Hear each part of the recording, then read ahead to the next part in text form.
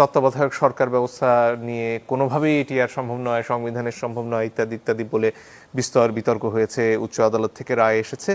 এখন মোটামুটি বিনা দ্বিধায় সেই তত্ত্বাবধায়ক সরকার ব্যবস্থা বা অন্তর্বর্তীকালীন সরকার যাই বলুন না কেন, এমন একটা কিছু হতে চলেছে যার কথা সংবিধানে কোথাও আসলে লেখা নেই।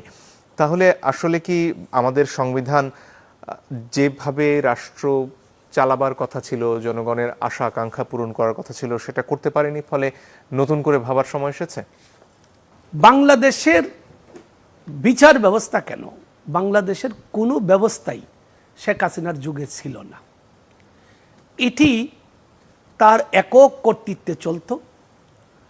বাকি যেসব প্রতিষ্ঠানে যারা বসেছিলেন তারা শুধু বসেছিলেন, তাদেরকে ডিজিএফআই অথবা গণভবন থেকে যেসব নির্দেশনা দেওয়া হতো সেই সব নির্দেশনা অনুযায়ী কাজ করত।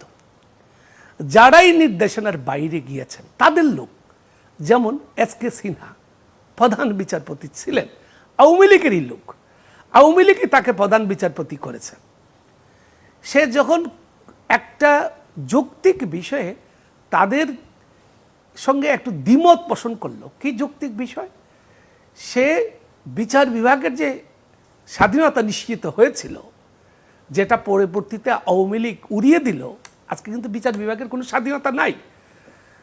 যে ঐতিহাসিক বিজয় অর্জিত হয়েছিল বিচার বিভাগকে নিম্ন আদালত থেকে পৃথককরণের যে রায় এসেছিল আপিল বিভাগ থেকে, সেইটা কিন্তু আর নাই।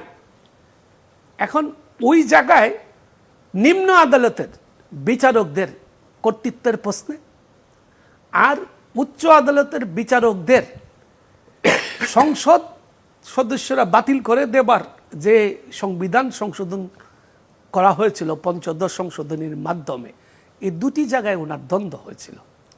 যে কারণে তাকে, যেটা শুনেছি, এক জেনারেল একজন প্রধান বিচারপতিকে গালে একটা থাপ্পড় দিয়েছে, তারপর তাকে এক কাপড়ে দেশের বাইরে চলে যাইতে হয়েছে।